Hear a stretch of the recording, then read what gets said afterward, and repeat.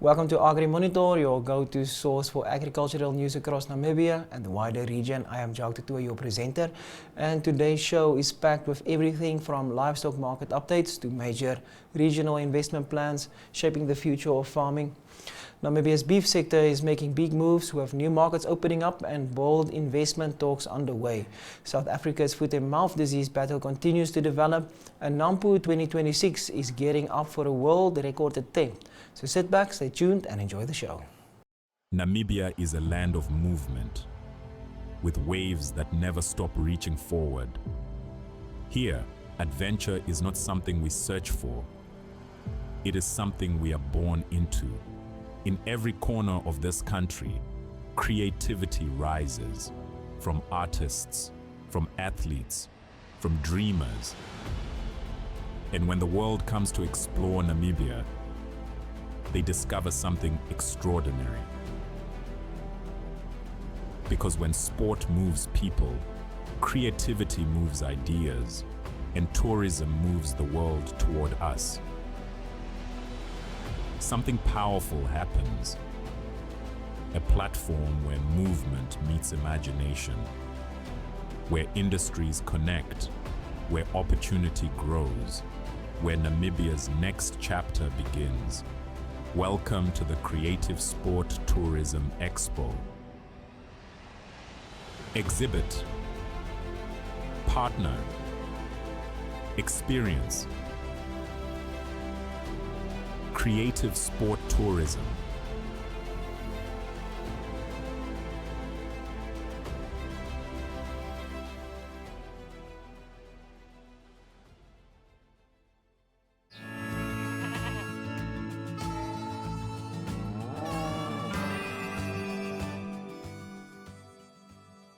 Welcome to this week's Agri Monitor, and I'm going to be taking you through the news highlights of the past week. We're starting at Nampo. This first article, Innovation to Drive Solutions Sought at Nampo 2026. Hopes for a world record attempt. South Africa's National Maize Producers Organization is gearing up for its annual Harvest Day Festival under the theme Resilience Through Innovation, aiming to showcase cutting-edge agricultural technology and fresh thinking to address modern farming challenges. After a COVID-19 related attendance dip, visitor numbers have steadily recovered to 86,000 last year, while exhibitor participation has also surpassed pre-pandemic levels, growing from 775 in 2019 to 865 exhibitors in 2025. This year's event will feature a Guinness World Record attempt for the largest gathering of Toyota Hilux vehicles, with Toyota South Africa Motor celebrating its 9th generation Hilux on the 13th of May, and registered participants entered into a draw to win a new Hilux extra cab along with 12 months of Toyota insurance coverage. Nampo Park will expand with new buildings and sections, including dedicated Chinese and Italian exhibitor areas, alongside a new relaxation zone and the continuing Santam Women in Farming program. Airplane fuel availability and an expanded shuttle service will ease movement across the terrain for the thousands of expected visitors. Let's look at the second article. Over the past week, the South African government claims progress in foot and mouth disease battle. 2 million vaccinated in 2 months.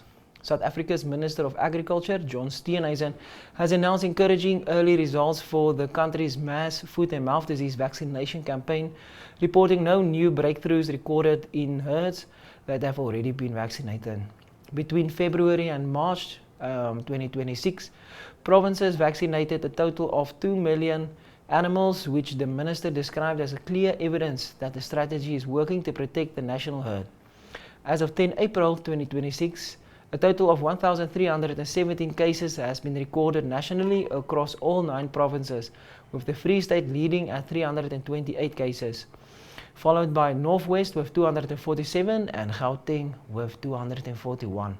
Steenhuisen attributed the rising case numbers to improved surveillance and a new centralized reporting system rather than a worsening outbreak, adding that the heightened awareness has helped identify previously undetected subclinical infections. The Department of Agriculture has secured 4 million vaccine doses from suppliers in Argentina and Turkey, with several million additional doses expected before end of April 2026. And vaccination is being prioritized in areas with high concentrations of susceptible livestock. Let's look at the third article. Past week, the Zambezi Basin Plan aims to unlock billions for climate resilience, a bold step towards water and food security. The Food and Agriculture Organization and the Zambezi Watercourse Commission have officially launched a landmark investment initiative aimed at strengthening climate resilience, water security and livelihoods across the Zambezi River Basin. The Strategic Basin Investment Program was formally introduced during an inception meeting that brought together regional governments, stakeholders and development partners, with the program expected to unlock multi-million-dollar investments to address critical infrastructure and development gaps. The Zambezi River Basin spans 8 countries, which include Angola, Botswana, Malawi, Mozambique, Namibia, Tanzania, Zambia, and also Zimbabwe, supporting more than 50 million people, over 2/3 of whom depend on rain-fed agriculture, with 44% living below the poverty line. Zamcom Executive Secretary Felix Ngamlagozi revealed that implementing the strategic plan for the Zambezi Watercourse will require an estimated $28.3 billion across 282 identified projects. The SBIP is designed to convert these projects into bankable investment opportunities, targeting water storage, irrigation, water supply infrastructure, hydropower development, food systems, ecosystem protection, and improved livelihoods across the basin. Alright, let's move on to the fourth article. Department of Veterinary Services inspects Mauritius cattle before departure. Strict veterinary regulations are central to decision making. Namibia's Department of Veterinary Services has confirmed its on-site presence as a second consignment of cattle destined for Mauritius was loaded onto the Gelre Express at the port of Walvis Bay. The Executive for Quality Assurance at the Livestock and Livestock Products Board of Namibia, Dr. Anya Boshoff de Wit, confirmed that DVS has previously approved the vessel's facilities and processes in terms of animal welfare following the first shipment. The operation involves 28 cattle trucks assembling at Kilo 40, Kilo 40 north of Otjiwarongo to transport 2,700 head of livestock, with the Mauritian market having pivoted to Namibia following South Africa's foot and mouth disease outbreak. The cattle, primarily weighing between 250 kilograms and 390 kilograms, fall below the 450 kilogram threshold for local slaughter, exempting them from the standard 30% government export levy. LLPBN acting CEO Goliath Tugendapi noted that this weight class offers significant opportunities for northern communal area farmers who often lack the grazing capacity to raise animals to full slaughter weight, enabling them to access competitive pricing while bypassing prohibitive local feed costs. And let's look at article number 5, but we will come back to that article just after the break.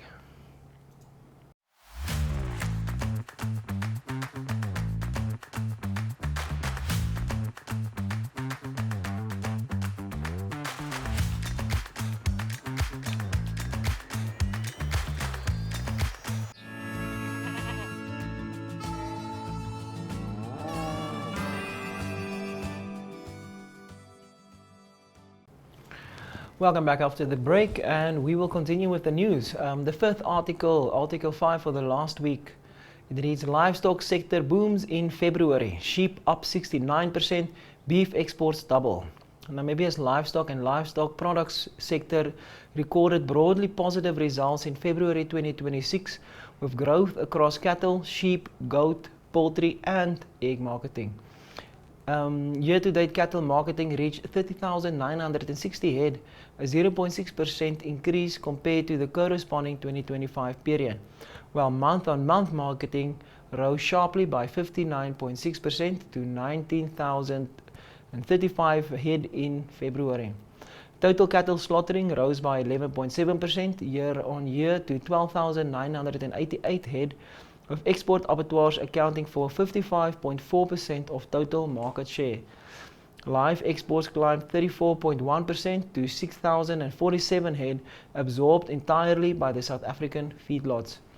The south of the veterinary cordon fence beef all grade average price stood at 74.12 cents per kilogram, while beef exports more than doubled year on year from 491,000 kilograms to about 1.1 million kilograms, reaching markets in the European Union, Norway, Greece, South Africa and Lesotho. Hide and processed leather exports also grew strongly, up 41% year to date. Sheep marketing surged 69.3% year on year to 62,000 head of sheep, underpinned by a 96.7% spike in live exports to 47,838 head, with South Africa absorbing all exports and Norway receiving 45.9% of lamb and mutton volumes at premium prices. The average sheep producer price rose to 64 kilograms, 64 Namibia dollars per kilogram.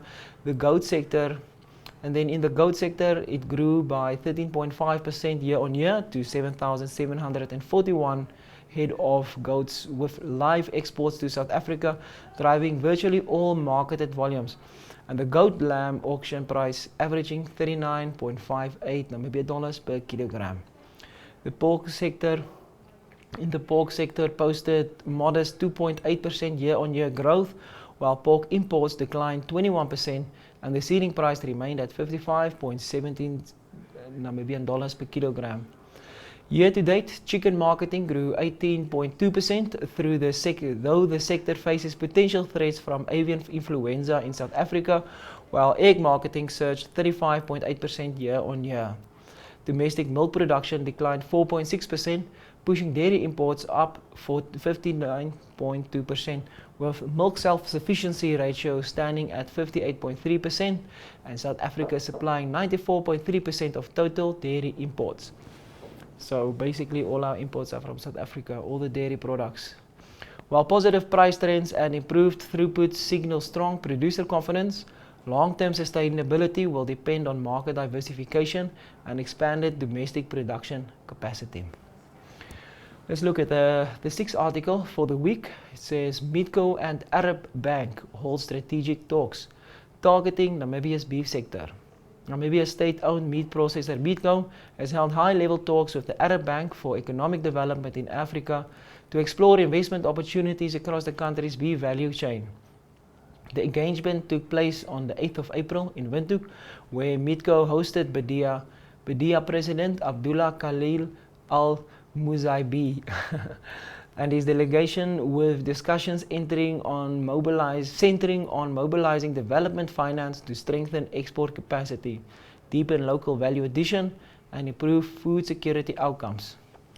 3 flagship investment projects were presented during the meeting, each aligned with Meatco's turnaround strategy. And these include receiving the small stock abattoir to process up to 1,000 animals per day, targeting EU and Middle Eastern markets. Expanding tannery operations beyond the current wet blue stage to open higher value export avenues for communal farmers and small businesses. And then lastly, modernizing the non-operational cannery to produce protein products for schools, hospitals and correctional facilities. Meatco's interim CEO, Ambassador Albertus Augamoop, described the engagement as a pivotal shift from dialogue to delivery, stating that Namibia is exporting not just beef value, jobs and globally competitive brand into premium markets. Both parties agreed on investment structuring and feasibility assessment as next steps, with discussions also emphasizing expanding Namibia's presence in Gulf Cooperation Council markets where demands for premium beef continues to grow. Let's look at article number 7 for the week. Savannah certification, a boost for beef exports. Meatco's call for sector solidarity. The Meat Corporation of Namibia has welcomed the certification of Savannah Beef Operations Limited as an export-approved beef establishment, describing it as a reflection of growing confidence in Namibia's livestock sector. Corporate Communications Officer Onda Muyahambira said the certification strengthens the country's collective export capacity and signals a positive shift for the broader beef industry. Meatco expressed a desire to engage constructively with all industry participants including the new entrant outlining 3 key priorities it hopes to advance through industry cooperation. First one is advancing local value addition, then strengthening market access, and lastly export competitiveness and supporting fair and sustainable returns for farmers. The statement comes against the backdrop of mounting pressure from live cattle exports with limited domestic value addition, which Muya Hambira said makes collaboration more urgent than ever. Meatco reaffirmed its position as a national export anchor and industry stabilizer, while acknowledging the need to evolve its commercial model into a more competitive environment, closing with a rallying call for unity, stating that sustainable growth in the beef sector will be driven by collaboration, value addition and shared commitment to Namibian producers. Let's take a short break and we will return with the news after this.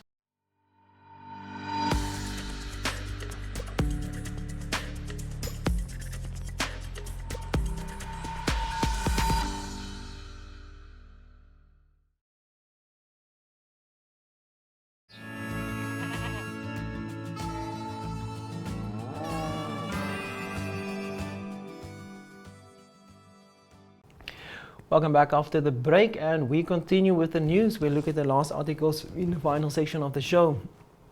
Article number 8. Warning bells as Namibia's grazing conditions deteriorate. Uneven rains and fading greenness raise concern for livestock farmers heading into the dry season. Namibia's rangelands are showing clear signs of stress as vegetation continues to deteriorate across large parts of the country. By the end of March 26, much of central, western and southern Namibia experienced below normal vegetation conditions, marking a sharp decline from earlier strong greening in the rainy season. The State of Rangelands report indicates increasing moisture stress, particularly in central, western and southern rangelands, while northern and northeastern regions have also seen noticeable weakenings in greenness. Recent showers provided some short-term relief, but follow-up rainfall and sufficient soil moisture will be critical for any meaningful recovery. Livestock production, which relies almost entirely on natural rangeland productivity, faces serious challenges as the dry season approaches. The report warns that productivity can drop to near zero during severe droughts, putting immense pressure on farmers and rural economies. Farmers are urged to balance livestock numbers with available forage to prevent long-term land degradation, with central, southern and western areas expected to face the harshest conditions in the coming months.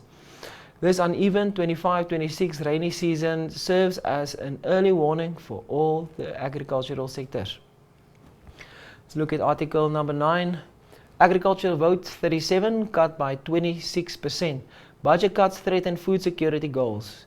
Namibia's agriculture budget has been reduced by 26% for the 26-27 financial year, dropping to 1.8 billion.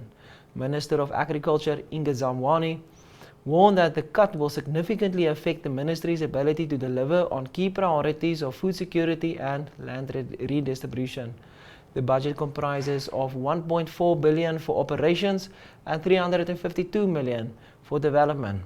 So most of the money is going to salaries, aligned with the 6th National Development Plan. Despite the reduction, the minister highlighted achievements from the previous year, including support to 79,582 staple grain producers under the Dry Land Crop Production Program and a 45% increase in green scheme output. Livestock remains a major contributor, supporting over 45,000 direct jobs and generating more than 2.1 billion Namibian dollars in export earnings in 2025. Concerns were raised about the continued export of live cattle on the hoof, with efforts underway to add value locally through new feedlots and processing facilities. The ministry also acquired 24 farms for resettlement, including 11 farms specifically for generational farm workers. Zamwani reaffirmed government's commitment to agricultural development despite the budget constraints. Let's look at Article 10 for the week. They bought them, they paid them. Alleged payoffs for uranium in Stampriet Aquifer. Heg Mach, president of the Republican Party of Namibia, has accused the Russia-linked uranium mining company Headspring Investments of buying support from local councillors, hitmen and officials. Speaking at a media conference in Windhoek on 9 April, Mach claimed the company paid for backing to allow its more than $500 million Wings project to proceed in the Stampriet Aquifer area. He expressed his support for the Stampriet Aquifer Uranium Mining Association, SAUMA, a group of farmers, scientists, geohydrologists and concerned Namibians who have been fighting for over 4 years to protect the aquifer. March stated that the aquifer belongs to all Namibians and warned against the alleged payoffs that could compromise its future. The accusations highlight growing tensions between uranium mining interests and the need to safeguard vital water resources in the region. The Republican Party leader emphasized that the fight is about protecting a shared national asset rather than opposing development outright. Alright, and let's look at article number 11 for the week. Minister backs disability green scheme farmers with 26,000 Namibia dollar donation. Persons with disabilities living at Otingo village in the Oshikati West constituency have received a significant boost for their farming activities. Industries, Mines and Energy Minister Modestus Amutse donated fencing and essential materials worth 26,000 Namibia dollars to the Twayambekwa Green Scheme project. The donation aims to support the group in establishing productive agricultural activities and improving their livelihoods. Amutse stated that this support reflects the ministry's commitment to ensure no Namibian is left behind, especially historically marginalized communities. He emphasized the importance of enabling such groups to fully participate in economic activities and contribute to national development. The project is expected to help the beneficiaries produce food, generate income, and become more self-reliant through green scheme farming. This initiative demonstrates government's focus on inclusive agricultural development and empowerment of vulnerable groups in rural areas. The materials will assist with fencing and other essential infrastructure needed to protect and sustain the farming project. And that's it for your news for this week. I hope you enjoyed getting updated, and then we will see you again next week.